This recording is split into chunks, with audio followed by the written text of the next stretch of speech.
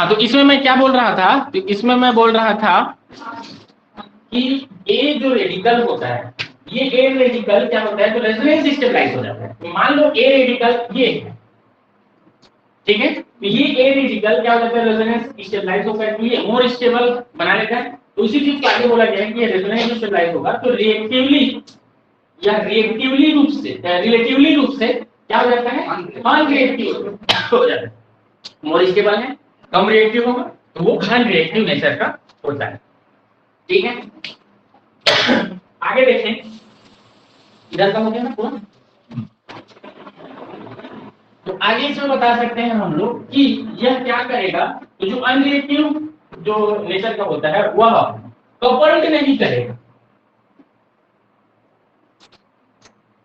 ये रेडिकल क्या होता है, तो इट इज नॉट कपल्ड, यह कपलिंग नहीं करता है,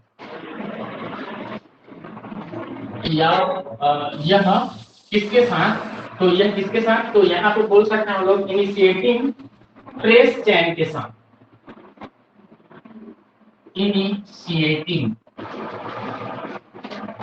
फ्री रेडिकल के साथ कपल्ड या कपलिंग नहीं करता है। देन आपस में कपलिंग करके, आपस में कपलिंग करके डिफरेंट प्रोडक्ट देता है, product but in some case, कुछ केस में ए रेडिकल इनिशिएटिंग या फिर ट्रेस रेडिकल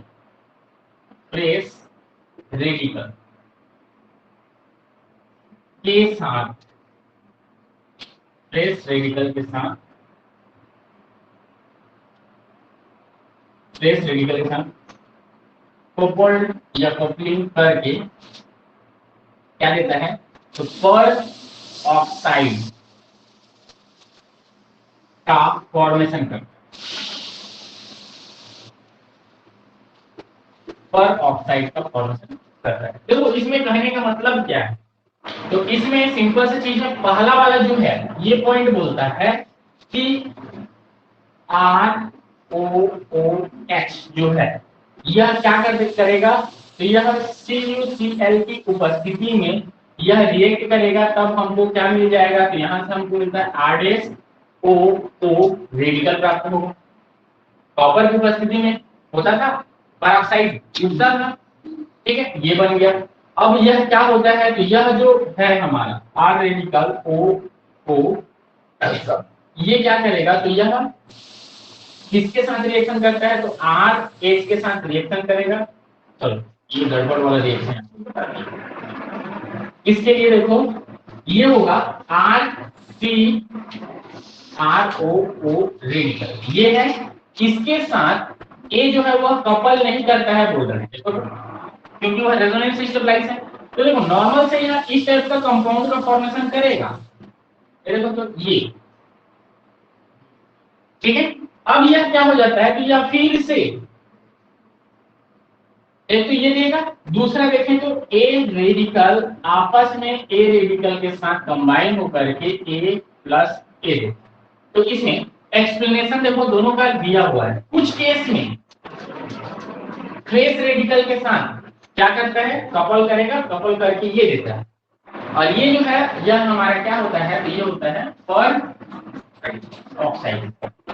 लेकिन कुछ रिएक्शन में यह आपस में कपल करते हैं, देखो यहाँ पे लिखा हुआ है ए रेडिकल यह इनिशिएटिंग फ्री रेडिकल के साथ कपलिंग नहीं करता है, देन आपस में वह कपलिंग करके डिफरेंट प्रोडक्ट देता है, ये है डिफरेंट प्रोडक्ट।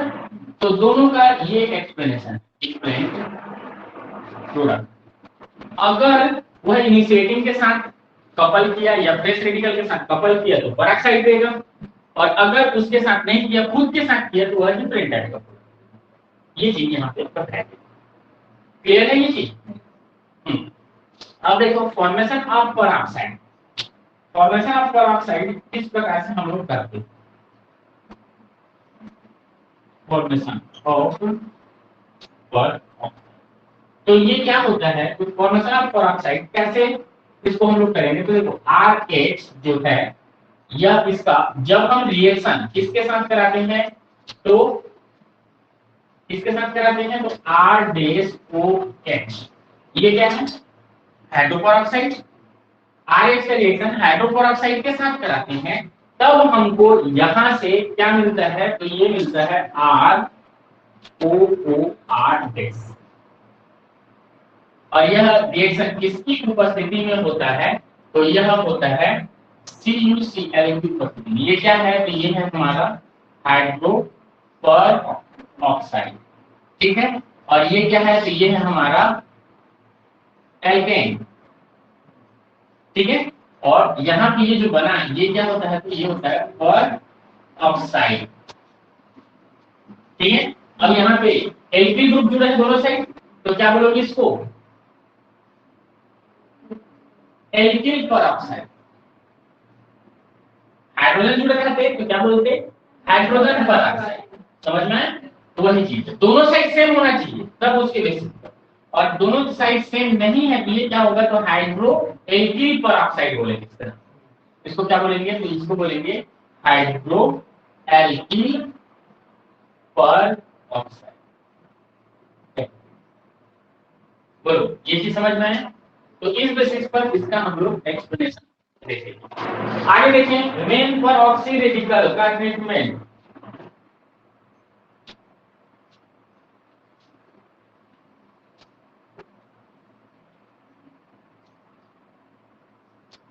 आगे सब बोलता है मेन पेरोक्सी रेडिकल का ट्रीटमेंट हाइड्रोपेरोक्साइड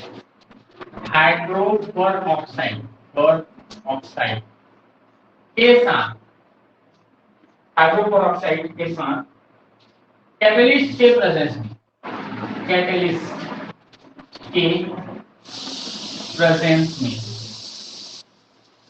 हाइड्रोपेरोक्साइड का जो ट्रीटमेंट है वह क्या करा रहे हैं हम लोग? पेरोक्सी रेडिकल के साथ कैटलिस्ट यूज करके, कराते हैं प्रेजेंस में। और ये कैटलिस्ट कौन कौन से हैं? तो एस इसके बारे में बोलता है, तो ये है या तो CuCl, ठीक है। उसके अलावा देखें तो कोबाल्ट या मैग्नीशियम सॉल्ट, कोबाल्ट या Mg सॉल्ट के प्रेजेंस में। तो ये क्या है? तो ये क्या है? कैटलिस्ट है। कॉपर क्लोराइड, क्यूबिक क्लोराइड और क्या है? कोबाल्ट या फिर मैग्नीशियम का कोई सॉल्ट के साथ, तब पेरोक्साइड का फॉर्मेशन होता है। जब ये कराते हैं तब हमको क्या मिलता है? तो पेरोक्साइड प्राप्त होता है, ठीक है। तो देखो ये कैसे प्राप्त होगा? तो ये देखो कैसे प्राप्त होगा, ये ROOH, ये क्या है? हाइड्रोपेरोक्साइड का ट्रीटमेंट किसके साथ करा रहे हैं? कैटलिस्ट की उपस्थिति में करा रहे हैं। तो यहां से हमको क्या मिल जाएगा? R-OO रेडिकल और इधर H रेडिकल, ये मिलेगा, ठीक है। अब क्या होगा? तो अब यहाँ पे RH एल्केन है, एल्केन का हम लोग क्या कर दिए? ये क्या है? ये क्या है? पेरोक्सी रेडिकल, परऑक्सी रेडिकल के साथ करेंगे तो हाइड्रोजन एब्स्ट्रैक्ट करेगा और हाइड्रोजन सॉरी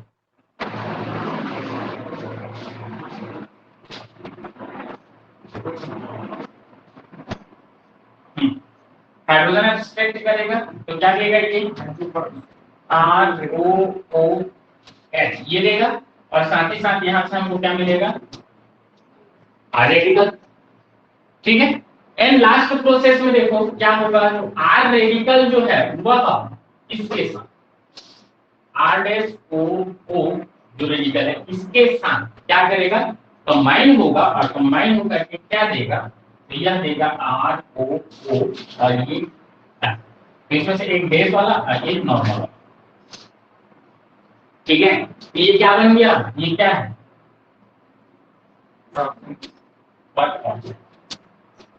का फॉर्मेशन कर। ठीक है। तो इस बेसिस पर हम लोग देखते हैं ऑटो ऑक्सीडेशन।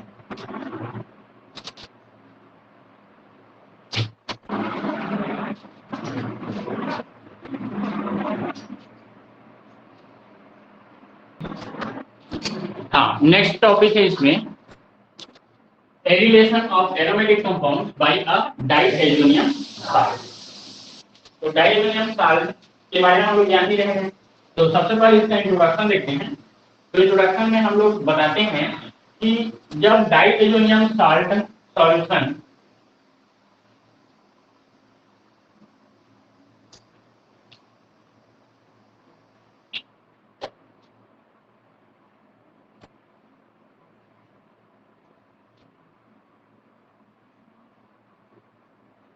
जब एल्केलाइन डाइएल्युमिनियम साल्ट को एरिल या एरोमेटिक कंपाउंड के साथ एरोमेटिक कंपाउंड के साथ ट्रीट करते हैं, ट्रीटमेंट करते हैं तो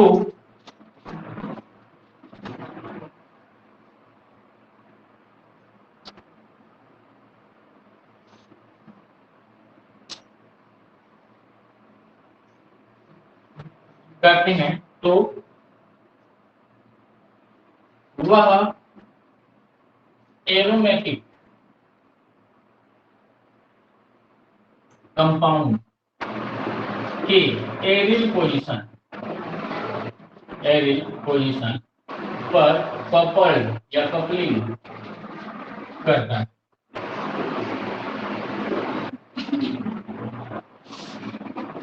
हाँ, तो देखो इसमें क्या बोल रहा है, जो एल्केलाइन डाइएल्युमिनियम सॉल्ट होता है इसको जो है हम लोग क्या करते हैं, तो एरोमेटिक कंपाउंड के साथ जब इसका ट्रीटमेंट किया जाता है या उसके साथ रिएक्शन कराया जाता है तो हम एरोमेटिक कंपाउंड के एरिल पोजीशन पे कपल करते हैं। ठीक है। तो इसमें आगे बोलता है this reaction is known as, अगर यह इस टाइप्स के रिएक्शन को, इस टाइप के रिएक्शन को क्या बोला जाता है, तो इसको बोला जाता है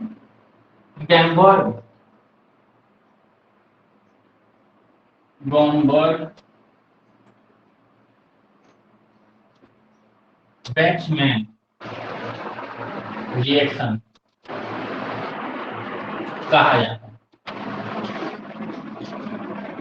ठीक है। तो क्या है, एल्केलाइन डाइएल्युमिनियम को अगर हम कपल करेंगे एरोमेटिक के साथ, एरोमेटिक कंपाउंड के साथ, तब इस टाइप के जो रिएक्शन है इसको बोलते हैं जैम्बर्ग बैचमैन रिएक्शन के नाम से इसको जाना जाता है। ठीक है। आगे इसमें बताता है एंड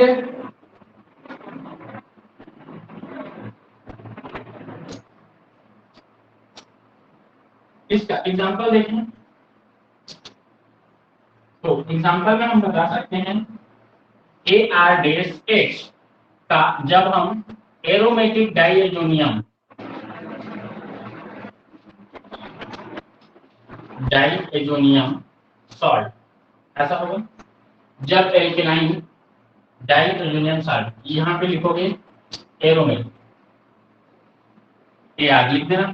मतलब क्या हो गया, जब एरोमेटिक एल्कलाइन डाइएजोनियम सॉल्ट को, ठीक है, क्या कराते हैं हम लोग, एरोमेटिक कंपाउंड के साथ ट्रीटमेंट कराते हैं, तो एरोमेटिक कंपाउंड के एरोमेटिक पोजीशन से यह कपल करता है। इस रिएक्शन को हम लोग बोलते हैं गैम्बर्ग बैकमैन रिएक्शन। तो देखो ये एरोमेटिक है, एरोमेटिक कंपाउंड है, इसका जब हम एरोमेटिक डाइएजोनियम सॉल्ट का कपल कराते हैं इसकी उपस्थिति में, तो देखो एल्केलाइन बोल रहे हैं, एल्केलाइन बोल रहे हैं, क्या होता है एल्केलाइन मतलब बेस, तो बेस की उपस्थिति में, ठीक है, तो हमको क्या मिलता है, तो यहाँ पे कपलिंग हो जाता है दो एरोमेटिक के साथ, एरोमेटिक पोजीशन, यहाँ पे इसको गड़बड़, कंपाउंड वह एरोमेटिक कंपाउंड के साथ कपलिंग करता है, पोजीशन को नहीं लेकिन, ठीक है, एरिल को काट देने पर, एरिल को काट देना तो हो जाएगा के साथ कपलिंग करता है। तो देखो ये बन गया, इसमें से एक को डेज दे देता हूँ, एक को नॉर्मल दे देता हूँ, उससे पता चल जाएगा कि दोनों अलग अलग है, ठीक है। तो इस प्रकार की रिएक्शन है, इसको हम लोग बोलते हैं गैम्बर्ग रिएक्शन। इसका मैकेनिज्म देखिए,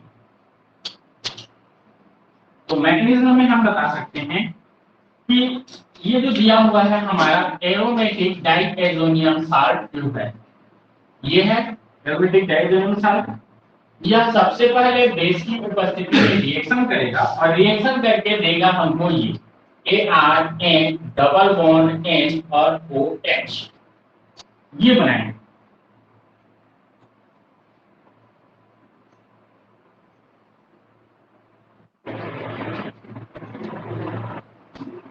ठीक है, सेकेंड स्टेप में ARN double bond N OH जो है दूसरे molecule ARN double bond N OH के साथ कपलिंग करेगा, दूसरे के साथ क्या करता है कपलिंग करेगा, और कपलिंग करेगा और क्या बनाएगा, ये देखो तो यहां से H यहां से OH ऐसा जोड़ करके -H2O बना करके बाहर हो जाएगा, और बाहर होगा तो क्या मिल जाएगा, देखो तो हमको यहां से, तो यहां से मिल जाएगा ARN double bond N single bond O और इससे जुड़ा हुआ N double bond N single bond AR,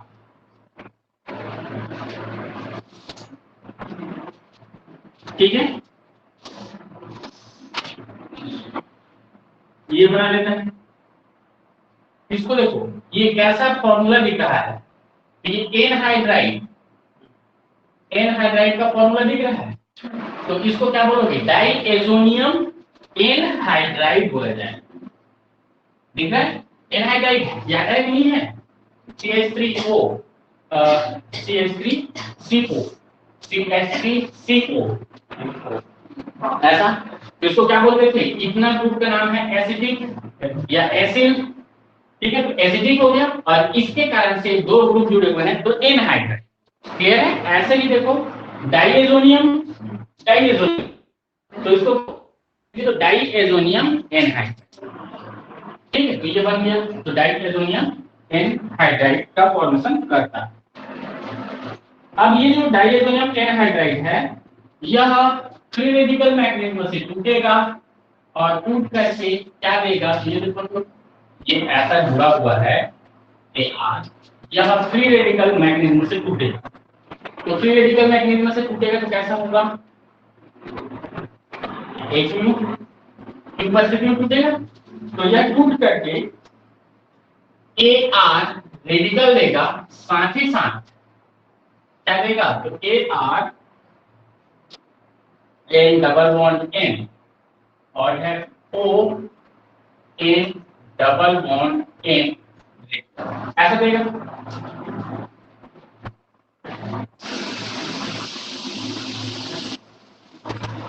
ऐसा देगा, जो कि ये क्या होता है, यह इस कंडीशन में स्टेबलाइज नहीं होता है, तो यह क्या करेगा, देखो इस इलेक्ट्रॉन को इधर शिफ्ट कर देगा और ये इलेक्ट्रॉन को इधर शिफ्ट कर देगा, ठीक है, तो यहां से यह क्या मिल जाएगा हमको ये मिल जाएगा AR डबल बॉन्ड N को रेडिकल प्राप्त होगा और इसके साथ साथ N2। ठीक है,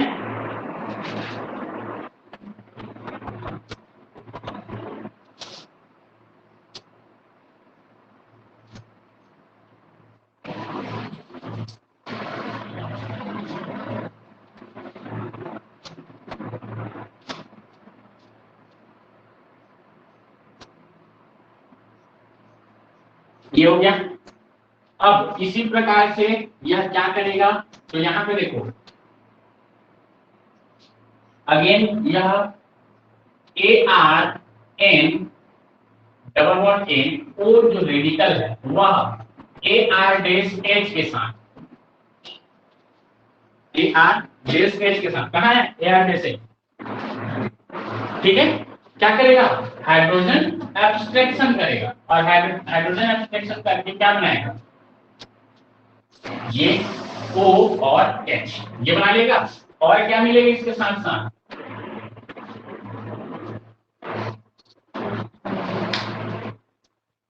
AR का रेडिकल। ठीक है, लास्ट प्रोसेस में क्या होगा बोलो,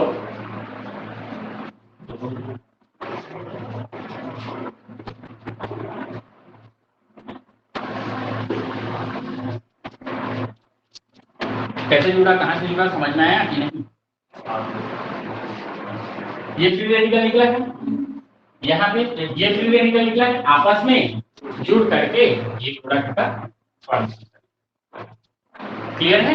तो इस बेसिस पर हमारा क्या होता है कि ये गैम्बर्ग बैकमैन रिएक्शन होता है।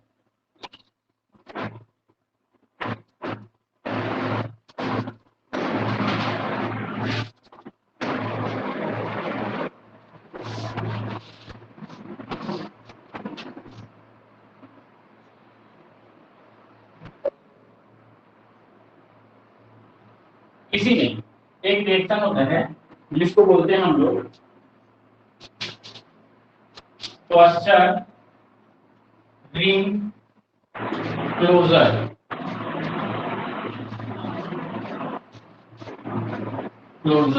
Reaction, cluster ring closure reaction. तो ये इसी का ही एक पार्ट होता है। इसमें बताया जाता है जब गैम्बर्ग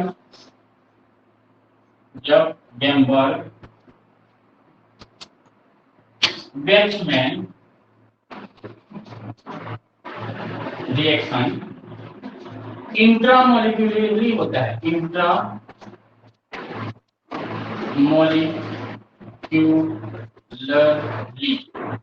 इंट्रामोलिक्यूलरली मतलब एक ही मॉलिक्यूल में हो रहा है। अगर कौन सा reaction Gomberg Bachmann reaction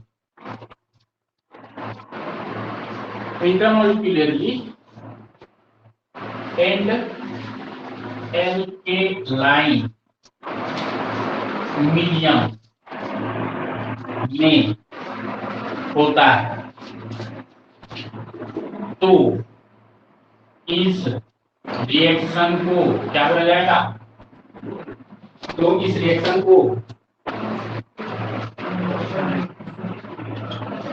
cluster ring closure reaction कहा जाता है। इसको बोला जाता है क्लस्टर रिंग क्लोजर रिएक्शन। ठीक है, देखें इसमें ये किस प्रकार से होते हैं। तो यहाँ पे ये दिया हुआ है, ये है इससे जुड़ा हुआ है जेड और जेड से जुड़ा हुआ है ये, और यहां से जुड़ा हुआ है NO2 प्लस और है X माइनस।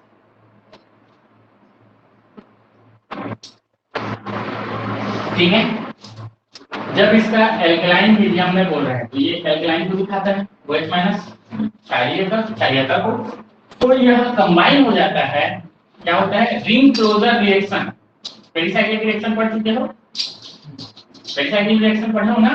हाँ, तो रिंग क्लोजर रिएक्शन मतलब ये जो रिंग नहीं है वो रिंग बन जाए, उसको हम लोग बोलते हैं क्या, रिंग क्लोजर रिएक्शन। ये देखो यहाँ से जुड़ जाएगी, ठीक है। तो यहाँ से यह क्या है हमारा प्रोडक्ट, और ये क्या है, तो ये है हमारा रिएक्टेंट। और यहाँ पे बताया जाता है कि जो जेड होता है वह जेड या तो CH डबल बॉन्ड CH होगा, या फिर CH2 हो सकता है, या फिर NH हो सकता है, या फिर C डबल बॉन्ड O भी हो सकता है, या फिर Z is also equal to CH2 भी हो सकता है। ये हो सकता है। Z की जगह पे क्या क्या लिख सकते हो, ओनली CH2 लिख सकते हैं, या फिर CH डबल बॉन्ड CH लिख सकते हैं, या फिर CH2 डबल हो सकता है, या तो NH हो सकता है, या फिर C डबल बॉन्ड O। तो देखो C डबल बॉन्ड O लिखोगे तो ऐसे नहीं लिखने हैं, गलत है ना।